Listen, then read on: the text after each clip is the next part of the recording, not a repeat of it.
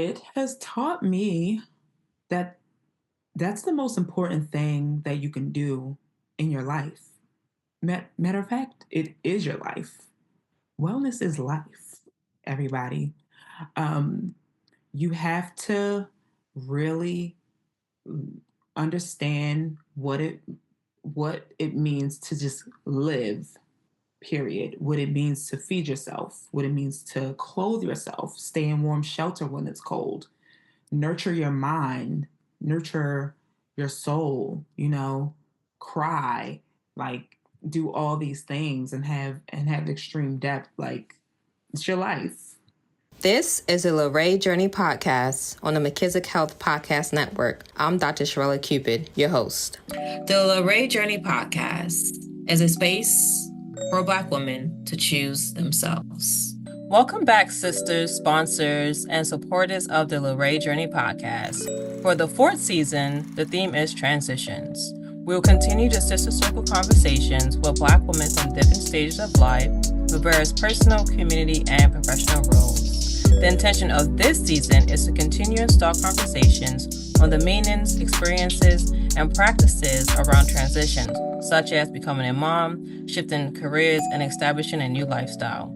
Thank you for being a part of the Luray Journey community, because Luray means love is real and eternal. So sis, let's practice love. Hey sis, it's a new month, and I want to be sure to tell you our summer pick because time goes by quickly.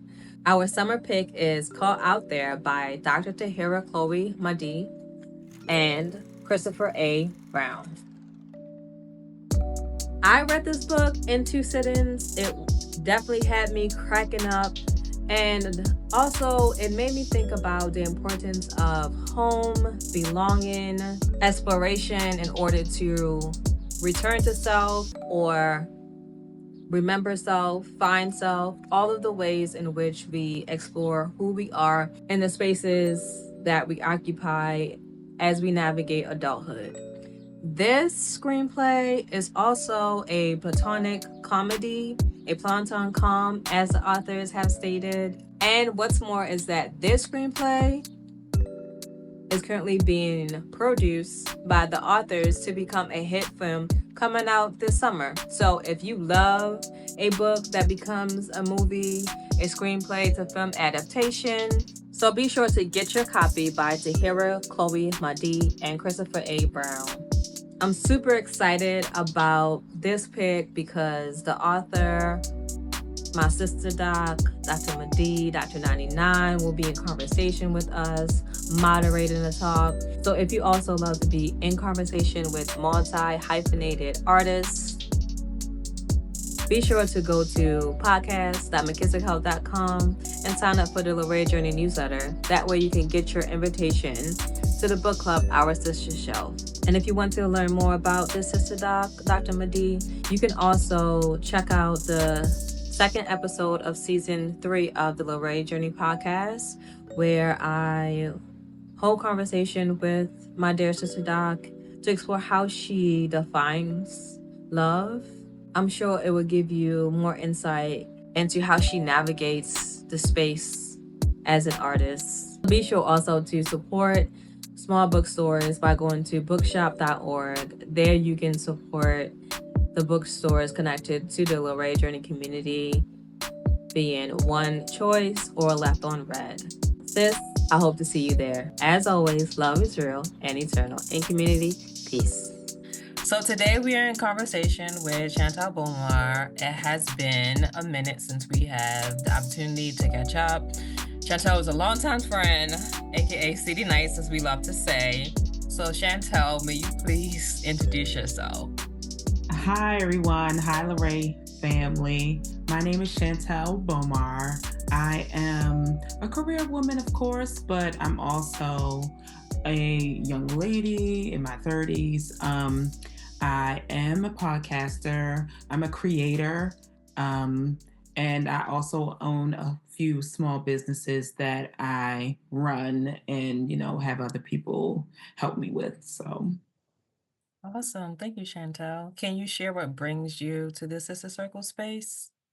well, as my long-term friend, um, it was important for me to not only have this discussion with you, but when I heard the topic for the season, I thought it was super fitting because, since you are my friend, we have discussed on the side how we've done all these different changes and things in our lives. And so um, it's a great time for me to discuss and just speak out into the universe a little louder about the transition that I've been having as a woman who is now 35 and, a working person, a person who has love around her, who has family around her, seeking different relationships, newer friendships, maintaining older friendships, newer love, maintaining, different relationships. So I thought it was super important for me to be a part of this journey with you all in the LeRae family. Thank you, Chantel. So you mentioned that it's important for you to sustain relationships and also welcome in new relationships. So if you could name this season of your life, what title would you give it and why? Well, I have been saying to a lot of people who ask me these questions because for some reason this is something that it comes along with me because I talk so much. I tend to get deep quickly sometimes. Sometimes it's annoying, but yes. Um, to get back to your question, I have been calling it transformative, but I didn't want to just say transformative. It's been super enlightening. I'm learning so much about myself. And you would think, as a woman who has been on this earth for 35 years, you're like, yeah, you should know a little bit more about yourself. But there were a lot of things that I had to unpack and just question myself and question others about in order to really dig deep and say, hey, this is me. So it's super transformative and extremely enlightening. I gave you two. So LeRae family, y'all get that. So Mm. within the season of your life, transformative and enlightening season, as you have titled it, how are you defining love? Um, love has just been super just dramatic. Um, just because of the journey that I'm on, I had to really figure out how much more to love myself, being super confident and then understanding what things look like when you do have um, esteem issues or when you are just navigating different things that you've never done before because you don't have necessarily a mentor or an example who has been before you. You're probably learning this thing on your own and you're seeking out certain relationships that will offer some tutelage and kind of help you not make certain mistakes. So, love has really just been um, dramatic because I've been on various um, trajectories with love, you know, and I know when we did our exercise earlier today, I described it as indefinite, because it comes in forms. It can be formless. It can have a form. It can be a physical shape. It can be an action. It could be a noun. It could be a person.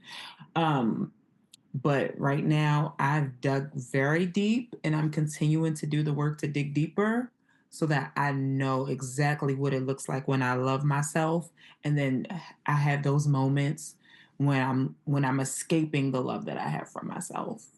So Okay, thank you. So within that spectrum of knowing what love looks like for yourself and also knowing what it looks like when you're escaping that self-love, how are you defining wellness in this season?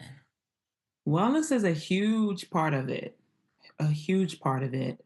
Um, Throughout my journey as a person, I have had very, you know, I've had moments where I've just hit the ground just rolling, and sometimes you're so deep in what you're doing, you don't have time to just come up and like look and see what your progress is, look and see what things you have that you feel really proud of because those are the goals you work for.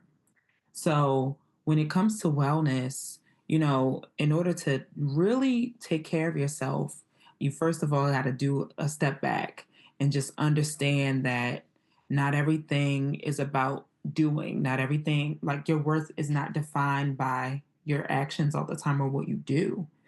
You were on this earth, you were brought into this world worthy already. And that's something that I have to like deep dive on and, go back and just say, hey, like, that's, remember that. And when it comes to wellness, your mentality, your emotional stability, your spirituality, all of those things play a huge factor in how healthy or how well you see yourself, how well you see the world around you, how well you see the people who you interact with day to day, or strangers. So it's been a big part of, you know, love and wellness go hand in hand easily. Without you loving yourself, I'll put it to me. Without me loving myself and learning to love myself more each day, I wouldn't have the mental wellness, the spiritual wellness, the emotional wellness, not and the physical wellness. Um, and then, of course, that will translate into financial wellness. And then it'll translate into wellness within my relationships with my family, my friends, any person that I want to date or get to know better.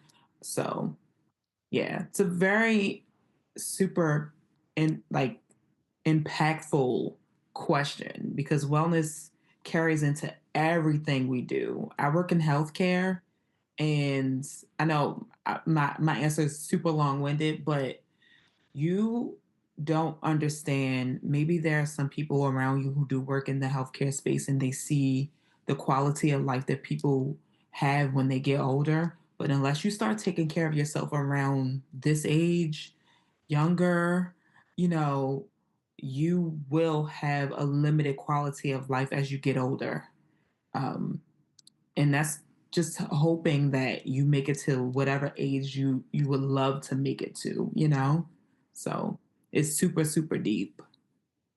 Yeah, so in connecting the conversation on aging and wellness, right? You uplifted that you are a woman in her 30s who is intentional about practicing self love and being aware that wellness is in every aspect of our life. In this current season, what has your transition taught you about health and wellness? It has taught me that that's the most important thing that you can do in your life. Matter of fact, it is your life. Wellness is life, everybody.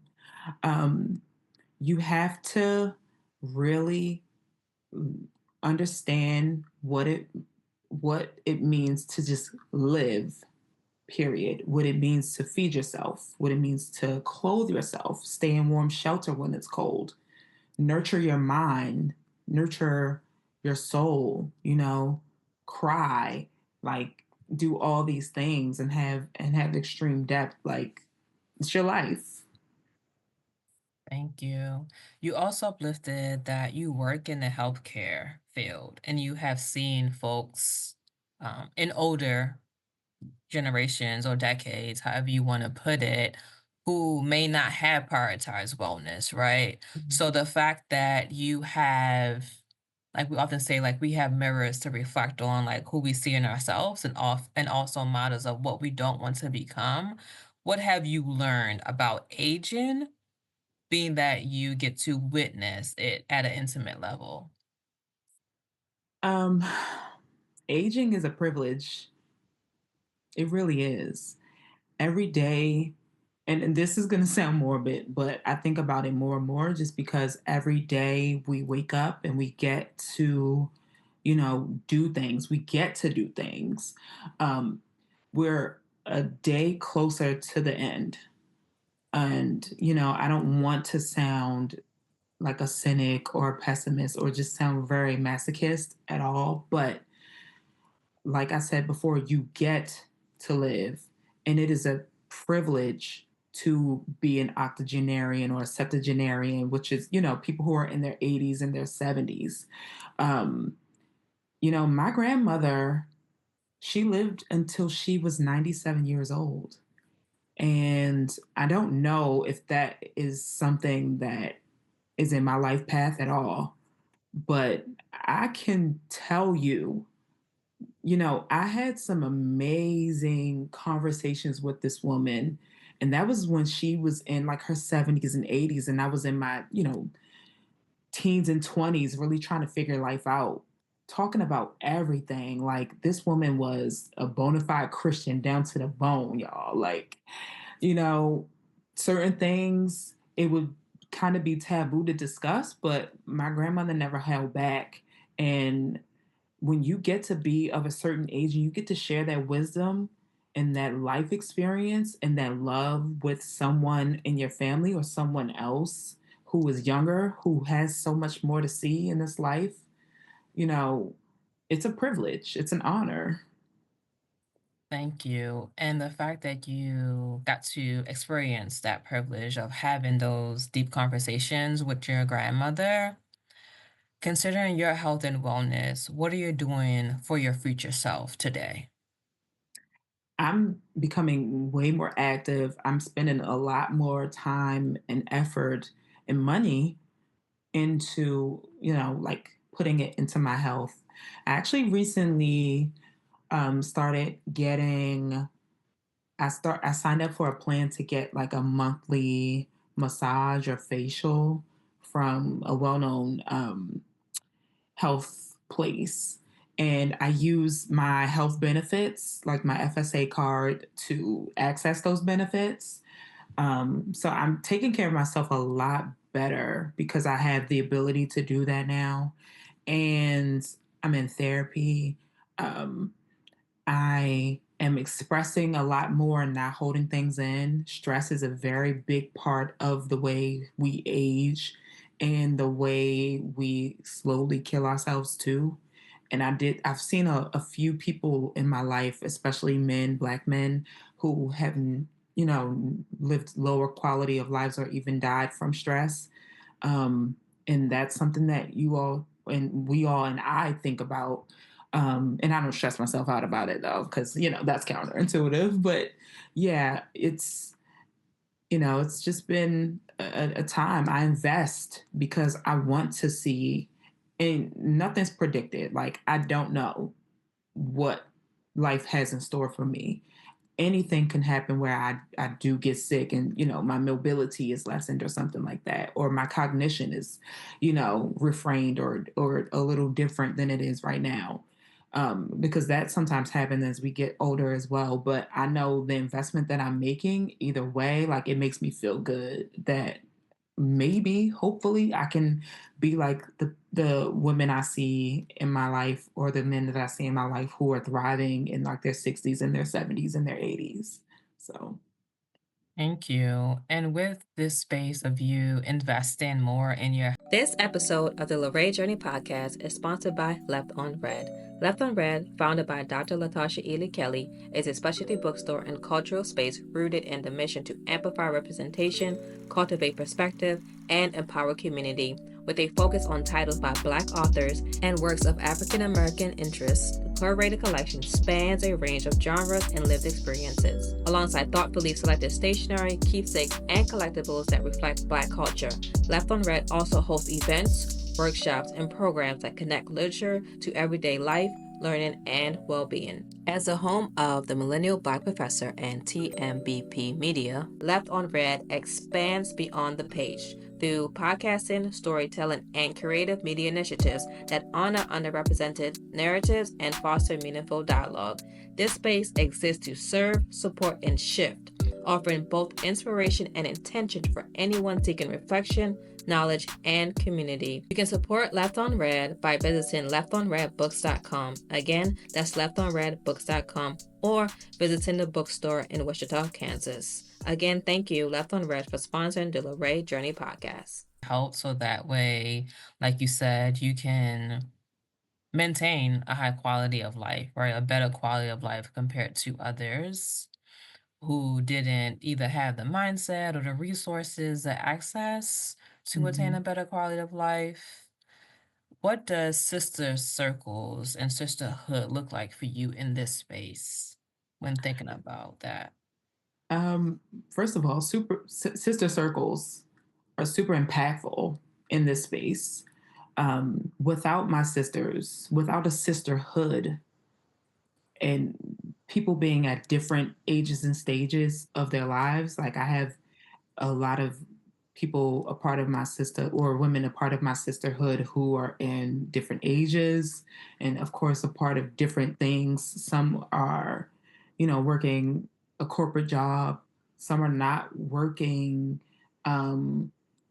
any formal job. They're doing 1099 work or like gig work, contract work, and so there are different stages and it's super important for me. I have I have a large variety of sisters in my sisterhood, and without them I wouldn't even know where to start and where to begin. I wouldn't know how to breathe with without my sisters and in this sisterhood and a sister circle. um yeah, it's we carry each other. We're light for each other. We're therapists for each other sometimes. Um, we're inspiration to each other. Without my sisters, man, you could wrap that up. Mhm. Okay, Ashe, sis. So, in thinking about the fact that you are in different sister circles and you have sisterhoods with women in different spaces and age groups, do you believe that there is an intergenerational conversation that we should be having concerning health and wellness that we are not having? I think with things going on around us morally, politically, value wise. I think the conversations are starting to change. And our, older generations of women are saying some very uncomfortable things now, from my what I've experienced and what I've seen. And, it's very enlightening to our younger generations and to people who are my age. I've seen a lot of women in their 50s and their 60s and their 40s reach back for women, young ladies in their teens and their 20s and in their 30s. And I've also sought counsel from a few of them as well, people who were way, older.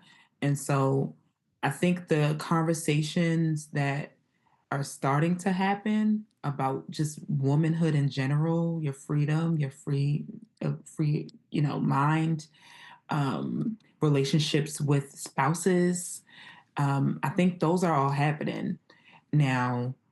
We're going to start having more and more conversations as time grows, but I think I can't see any rock being unturned at this particular moment.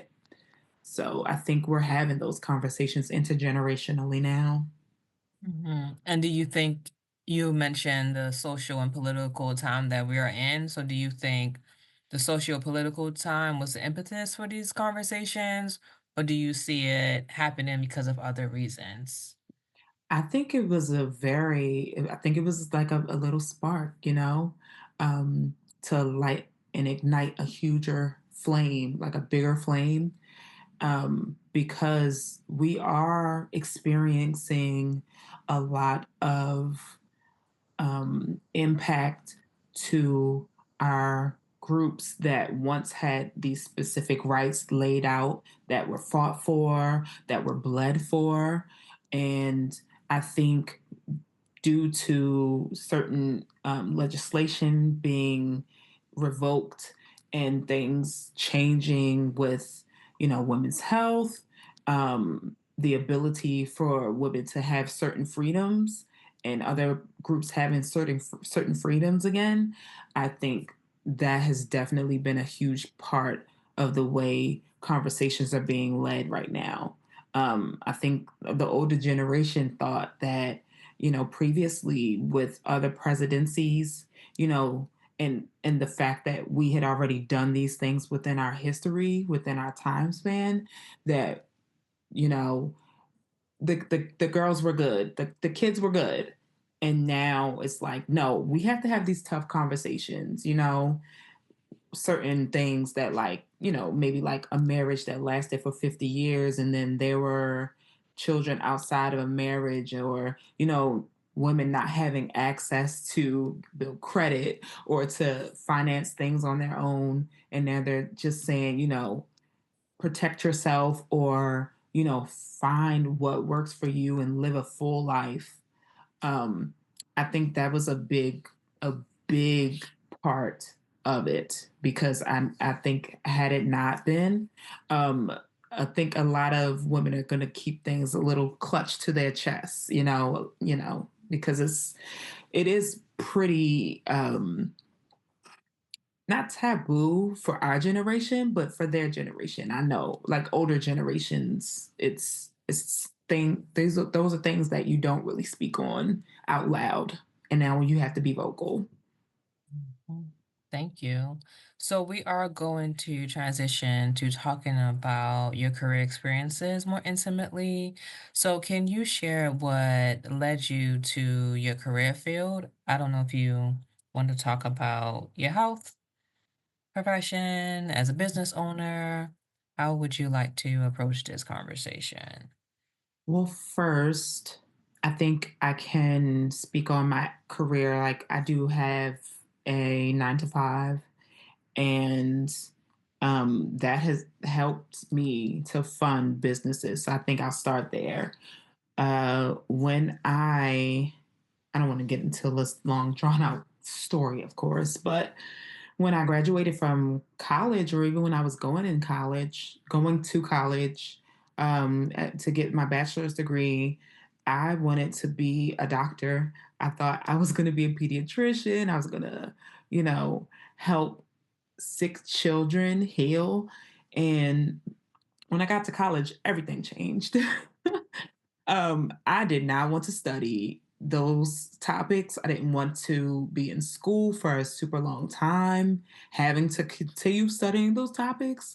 Um, and so I'm saying this because I've had multiple transitions in my career, but I've kind of stuck to the same thing. I am in healthcare, and I started out working in a healthcare space that has led me to IT. So I'm actually now in tech. I'm in tech healthcare tech, and I create and help with change that way now, because our technology is a huge proponent of us receiving access to care. Previously, the I was in a patient care field, up until like 2 years ago. I was going to physician assistant school. I didn't want to be a doctor, but I did not mind going to a school with a lesser amount of time to go through a program and still gain those skills and learn about my health and my body, and what it looks like for everyone else. But around the time of me just working, I was working in like a nursing field actually. And, this was one of my biggest transitions to date, because I was working within the nursing space coming from COVID, and I didn't even work in COVID that much. Um, but the time that I saw in the spaces that I was in my particular field, like in patient care, it exhausted me so much, and I didn't want to resent working in patient care and then having that bleed into me actually caring for a person because these are real lives on the receiving end of that care. So I started looking into tech thanks to one of my friends who was in my sister circle, and she allowed me to see that I had these skills all along that would transition me into this tech space. So I am a scrum master, and y'all are probably like, what? But the scrum masters who are out there, they know.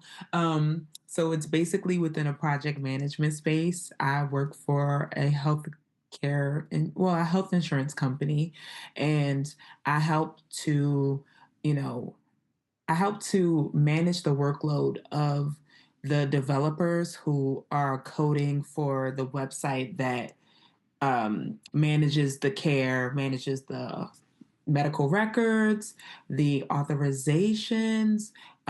You're basically like your patient portal, but for that particular healthcare space so that you can receive care. When I first moved into the Scrum Master space and in the company that I work for, it was for long-term care services, which are your nursing homes or your long-term care facilities.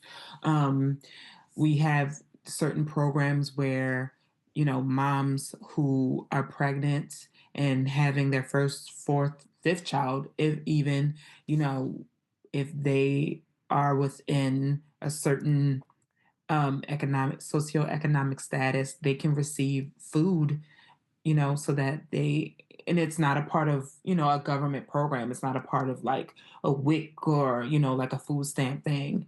Or, like yeah, like a EBT thing. It's separate for the particular health plan that I work with. So Oh, yeah. I've never heard of that before. That's good to know Yeah. You because it's guys gotta look expensive to into your health insurance, okay? Exhaust every benefit you can, especially if you pay those premiums, even if you have Medicaid. Please just look into it. Do your research, make some phone calls. Sometimes you might have to sit on those phone calls and wait to speak to a representative for a long time, but time it right and get through and exhaust any benefit you can, because anything that happens to you when you become sick because of our healthcare system, it can really deplete your savings, your livelihood, if it gets a chance to. And I don't want that to happen to anyone. So exhaust your benefits for sure. So within that tip of exhausting our benefits, is there a question or a term that we should be mindful of when thinking about exhausting our healthcare benefits? Well, I think the first step is choosing with the intention of knowing exactly what your health looks like. So first it comes with your open enrollment dates.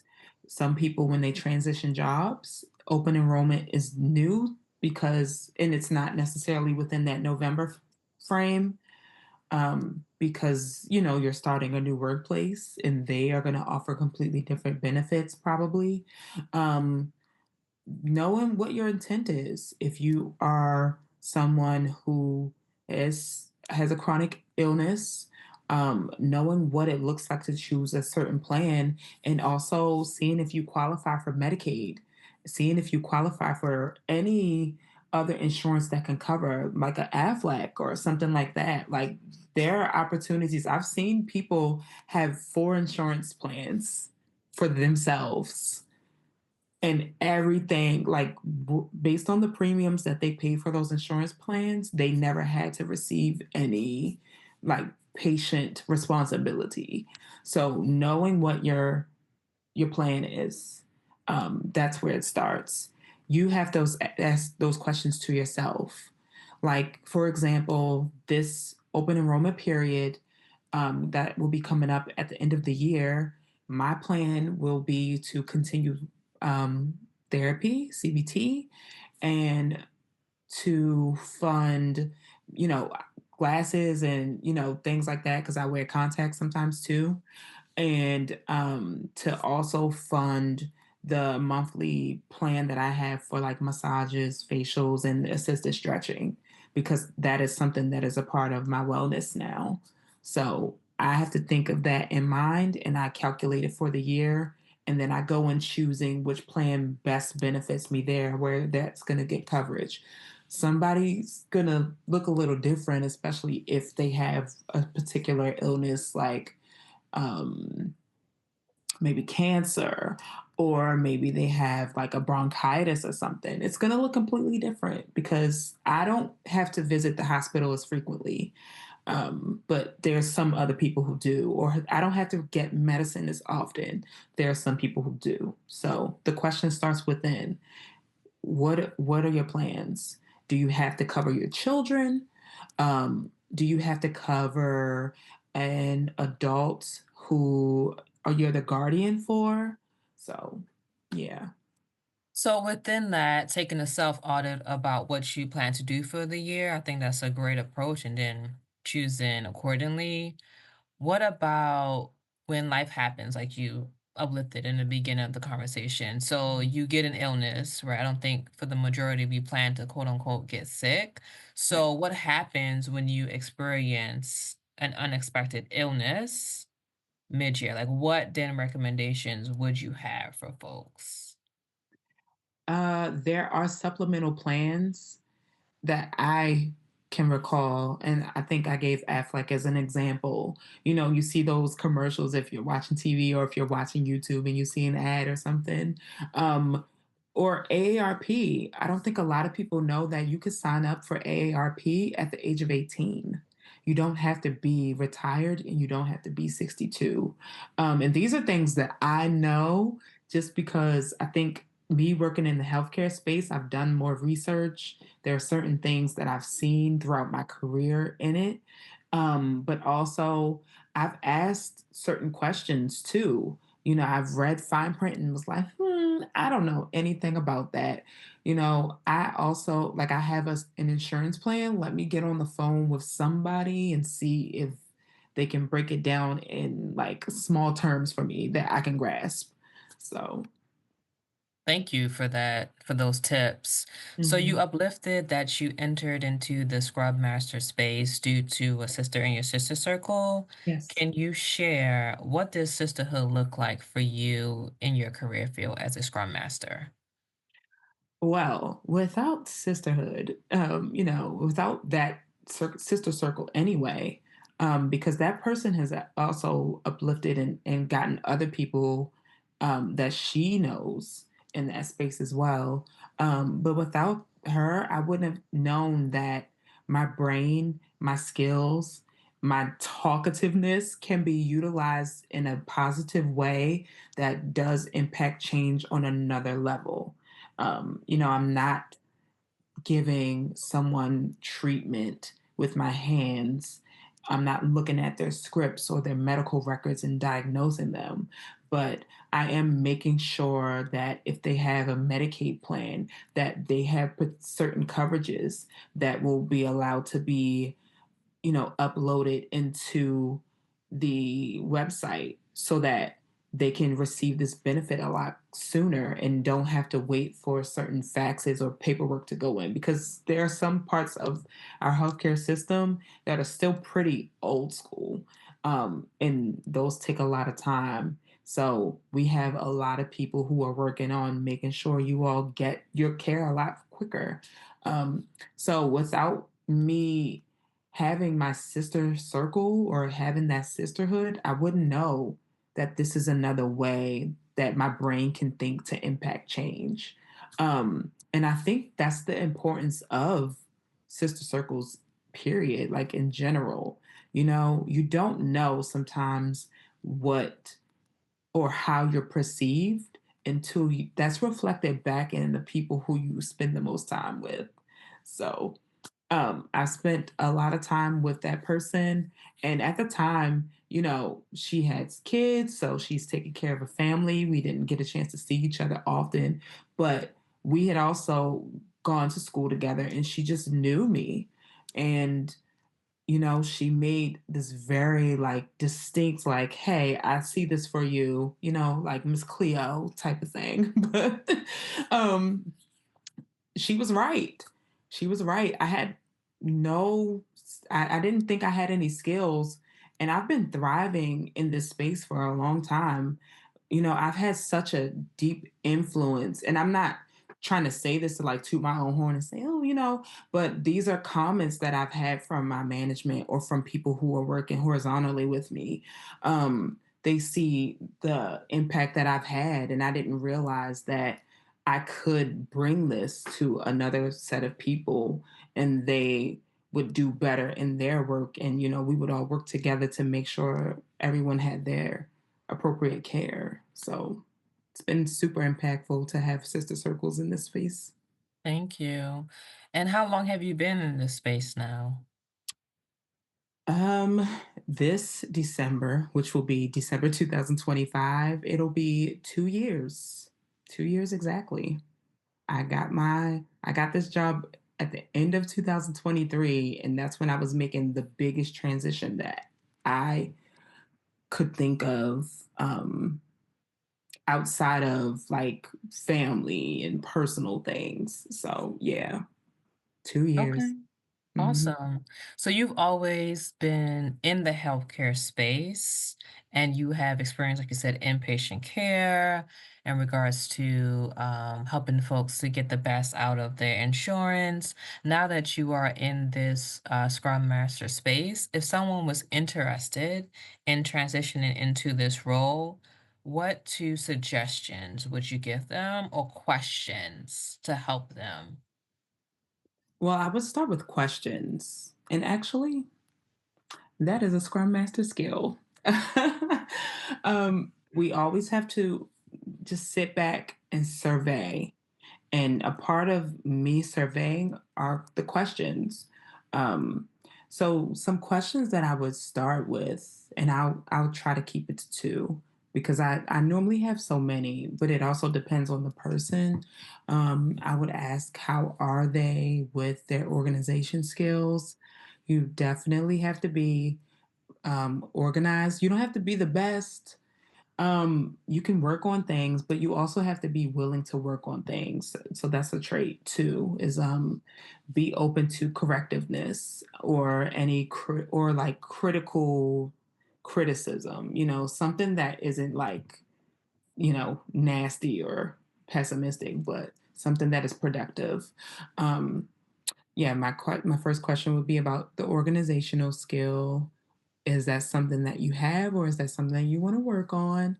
And the other would be, are there any other skills that you think that would be, depending on the specific industry that you want to go into? Because as a scrum master, you can go into any industry. You can go into cybersecurity, you can go into healthcare, finance, education, so many things, government. Um, it's very expansive. So, what would be the particular skill that you bring to the table, because that has to make you thrive in your interview. The reason why I did so well as I was transitioning is because of my patient care experience and my prior experience working within a corporate space and just understanding how insurance payers pay out, knowing that, you know, different that legislation happens and it comes down from, the Center for Medicare and Medicaid, um, and just how the states interact with the federal insurances.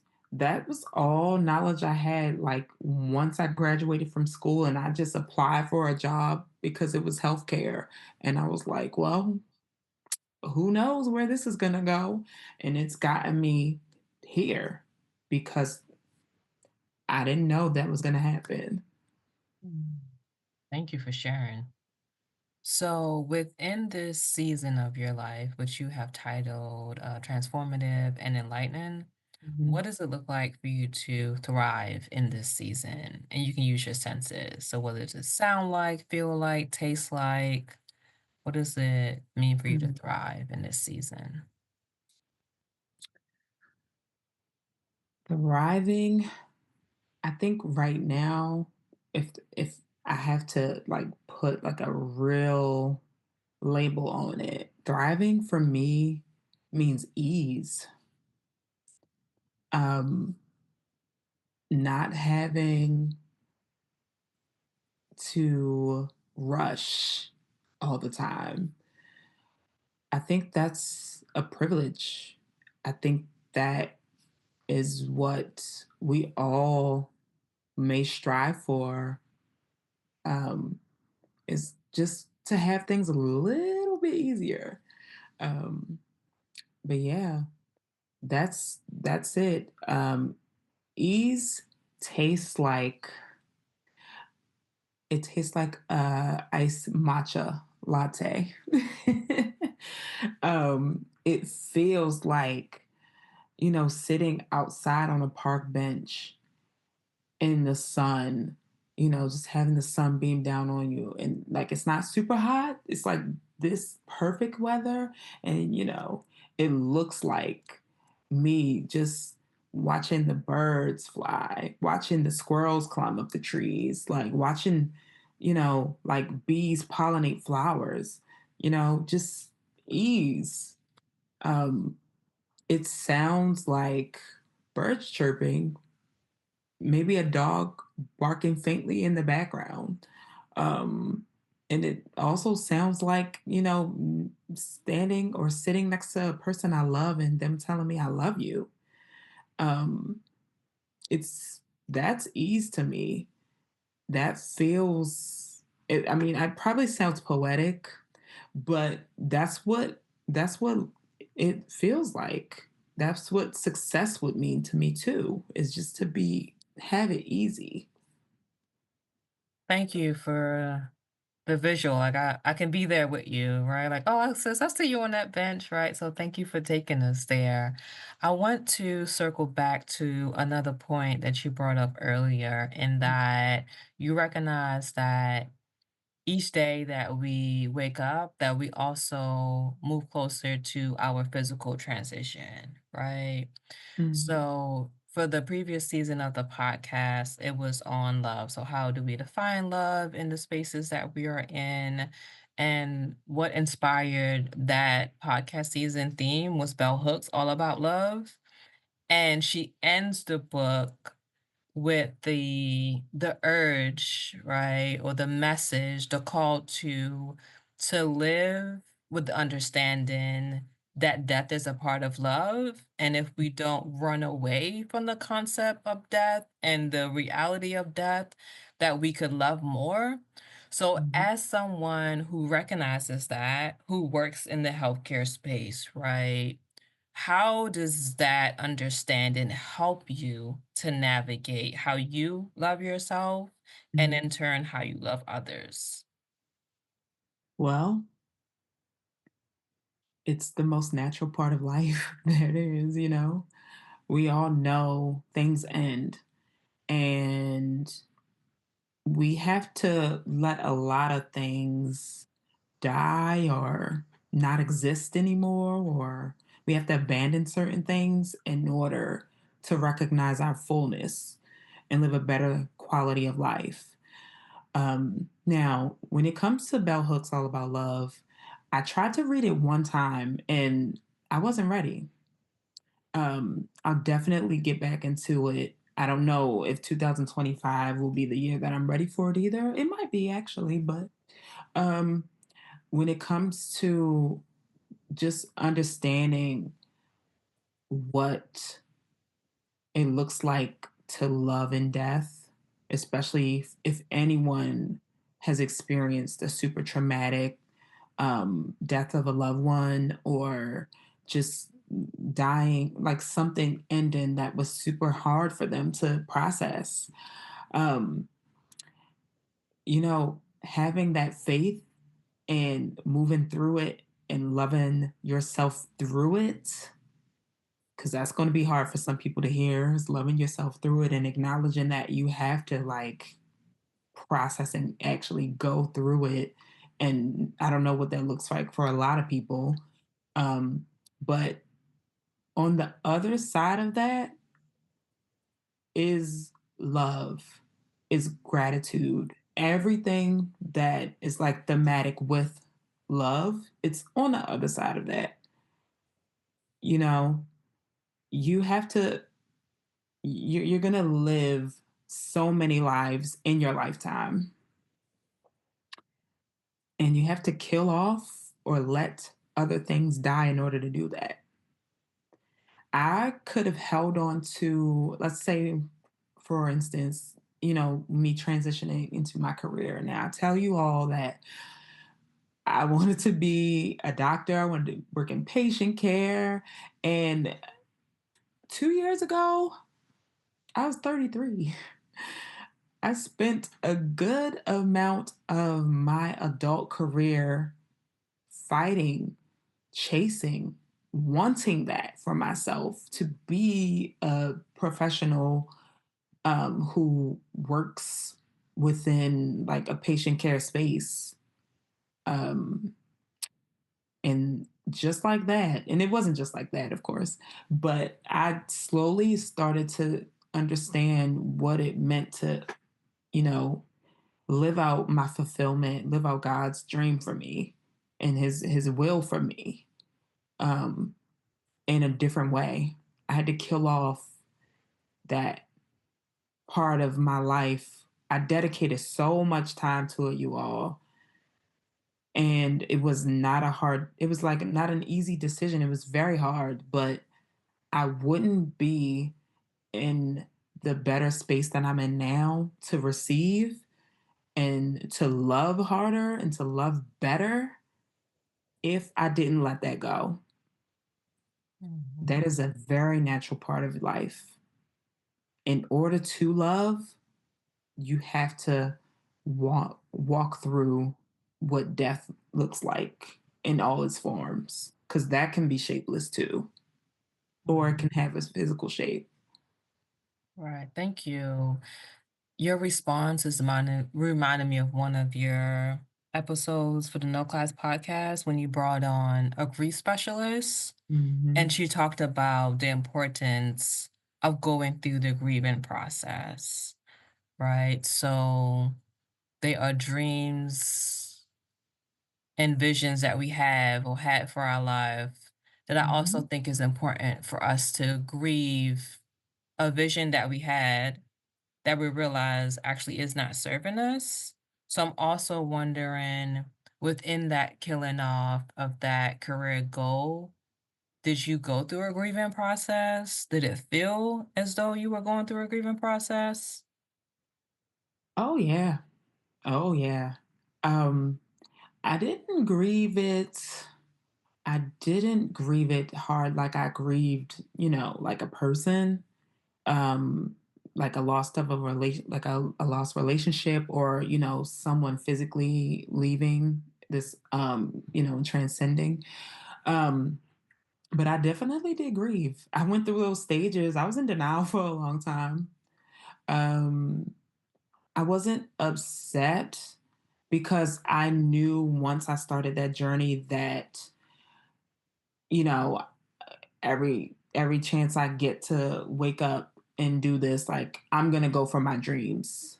I didn't know it was gonna change because that was the only dream I had at that point. But yeah, I definitely went through the grieving process, and I talked to a lot of my friends about it too.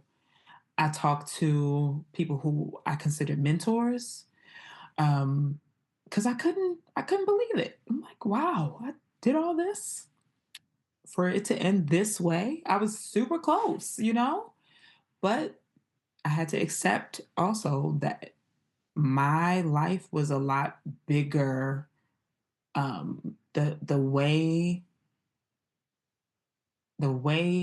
my plan did not align with the way things were going. I had to accept that there was some change that needed to happen. So, in order for me to do that and live in my fullness this way, I have to move on. I wrote about it.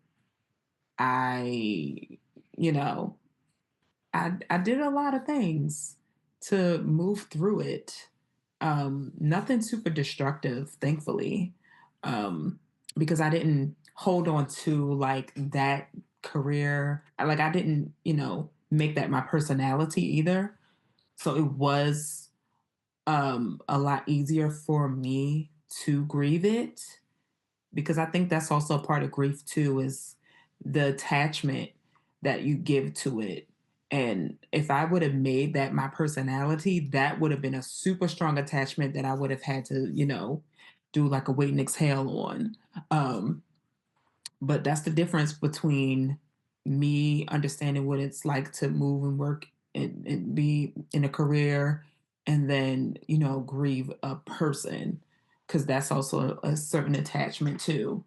But yeah, I went through it. Um, you do have to just, I took a big risk. And at a certain point in my grieving process, I was able to like really commend myself for the risk I took. And I think that was super helpful to get me through that grieving as well. Because, you know, without that type of of risk, I wouldn't have received the biggest reward I've had that has helped me process more things in the last 2 years, honestly. Um, so yeah, Yeah, yeah. I'm Thank on you for top uplifting now. that too. That Hmm. you took the risk, right? I think just in myself, in the concept of control and change, and asking myself, like, how much control do I need to have? Do I want to have? And also, like you said, having the confidence that the plan for your life, that you have it in alignment with God. And Hmm. when it's in alignment, then you will arrive at that place.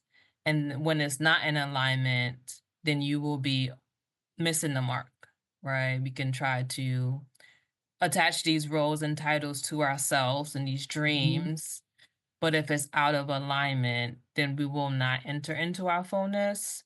So for me personally, is asking myself, like, what does it mean to lean into the unknown and to surrender Yeah. with the confidence, right? That girl, God got you. You're gonna be all right in Yeah. whatever space that is. So I think your articulation of going through the process and having a certain level of detachment to that identity is helpful for me in thinking about those questions about like what does it mean to go through lives and become different iterations of myself as you Yeah. also uplifted in order to constantly become right the best and the fullest of ourselves. So thank you for that reflection. Yes, ma'am. You know, we are always going to evolve. That's also not going to change. Whether we get a little bit more gray in our hair, and certain faculties are lost, like that is our evolution as a human being.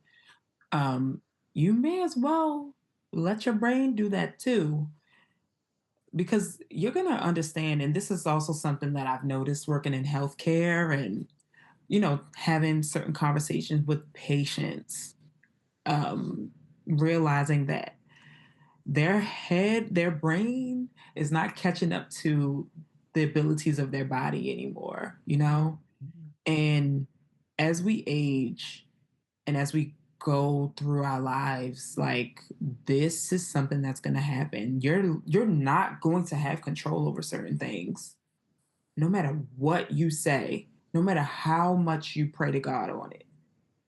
There are just certain things that are not going to be within your control. So whatever you can do to make peace with that is going to help you in the long way already. If you can start doing that as early as what? your teens or your 20s or your 30s or your 40s, please, you're going to go a long way. God is never going to make sure you're not blessed. Thank you. So you uplifted that you are a sister, you're in the healthcare field, you're a business owner. So consider the primary roles that you occupy. Mhm. What is a reminder to yourself to circle back to feel grounded? I've been getting deeper into manifesting too. I probably sound woo woo, so you probably are like, yeah, sounds like it. But one thing that I've learned is that you are always manifesting something, whether it is, a negative outcome or if it's a positive outcome. It's kind of like the half glass full or half glass empty thing. Um, I know we can tend to put a very superficial thought to that. But when you think about it, if you think about like that half glass full thing and thinking about how if you just think positively about something, like your outcome could be so different. Um, and it won't necessarily leave you stuck. Like you are always in the process of manifesting something. Like I've gotten deeper into just creating positive affirmations for myself, or listening to them. And now, don't get me wrong, I there are some times and days where it gets dark, I'm a human being still, but my days of darkness are way less and less because now I'm digging deeper into that half glass full. And I'm like, I know that I can manifest beauty. I can manifest, you know, something working out in my favor. People supporting me instead of me thinking I have an enemy, or just outcomes. You know, man, I applied for that job. I didn't get it. Hmm. You read in the news headlines a week later that something happened, why not make sure you're manifesting things that are going to always work in your favor? So that's one thing that I've really really learned, and I think that I always have to continue to circle back to, because I think my grounding is in the positive manifestations of my life. um I could write a book about it. I feel like in the short period of time that I've learned to just say, you know what, I give this power, because that's really what that manifestation is I give this power. And are you going to give power to the negative piece of it, or are you going to give power to the positive piece of it and like continue to thrive and grow and journey throughout your day? How do you survive this day without manifesting and grounding into the beauty of it? So that's something that I will continue to circle back into.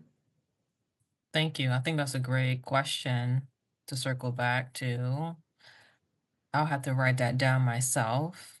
So this sister circle community is named Luray Journey, with Luray meaning love is real and eternal. What is your understanding of love being real and eternal? Well, I mean, I think it is very self explanatory. Um, so I've always commended you, or thought beautifully of you even conceptualizing that, acronym, because it's super succinct, but it's very powerful. Um,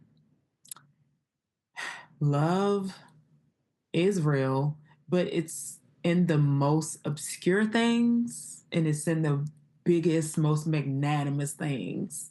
Um, we, us living and breathing every day is evidence of love.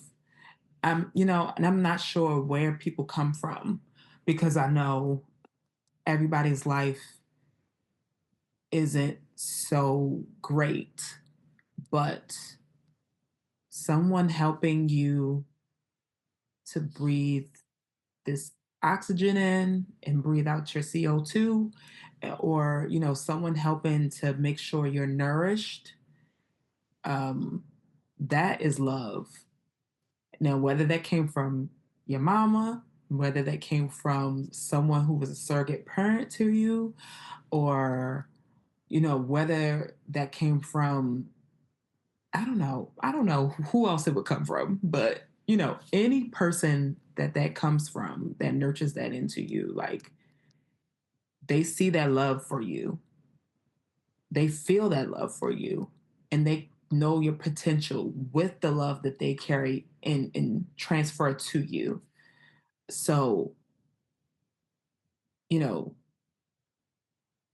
the acronym is super fitting to just the way we live, period. And I think more people should know about it, and more people should really define what it means to them for it to be real and eternal.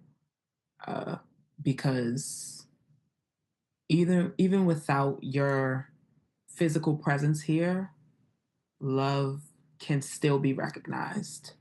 I don't know if you think of all the people that are no longer physically here with us and you Mhm. think back on something super loving about them, the love didn't go anywhere. It's just a transfer of that energy now. Ain't that physics? Like energy is not lost, it's transferred. That's what it is. So thank you for even creating that acronym and for spelling it out for all of us, because that gives us an opportunity and that gives me an opportunity to reflect just how much it's always going to be around us. Even when you don't necessarily feel it or see it, it's there. It exists, not going Thank you. anywhere. Thank you. I appreciate that.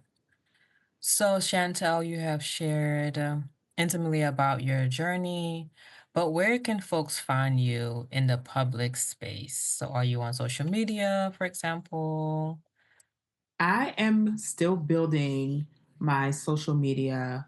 I've since gone back to my personal page, which is I do have a link tree. If you go to my Instagram page, I'm rose.a.gold on Instagram, and you can access my link there and just see where I'm going. I've been all over the place with social media because I have been having such a deep journey personally, and social media has been distracting for me, but I'm definitely starting to get back on there. I have a business page called Strut Your Savage, that I will be working back on, and I will be showing everyone what my journey has been like as a business owner, and what things that I'm doing in the future. And also, No Class Podcasts. That is a podcast by myself and the amazing Anthony J. We have not recorded episodes in a long time, because Anthony J is also on his own journey, but we will definitely be bringing new episodes back. Um, so you can follow us at no.class podcasts. We are on Instagram, we're on Twitter. We have a Facebook group as well, No Class Podcasts. And our email is no.classpodcasts@gmail.com. So, yeah, that's also on my link tree. So, yeah, go to my Instagram and you'll see all that information there. Excellent. I'm excited. I'm excited to see your journey as a business owner. I'm excited for the return of the podcast. I think I hear some conversations, like you said, like that we didn't have when we were younger that we should have. And I love the way you bring on different folks who are either experts, specialists, living a thing, doing a thing to help us to live well and to ask those questions and hold those spaces. So thank you. I'm excited. So Thank you. thank you again, Chantel, for sharing your journey and reflections on love during the season. Thank you, sisters, sponsors, and supporters for listening. Be sure to join the community across social media, including YouTube, Spotify, Instagram, and TikTok, with a handle at Lorraine Journey on all your favorite streaming devices.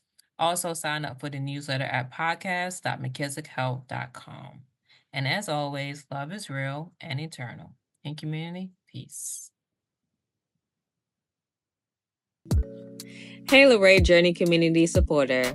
You can follow the community by following the handle at Lorraine Journey on Instagram, TikTok, and YouTube. Also, be sure to leave comments on Spotify, YouTube, and follow wherever you're listening or watching the podcast.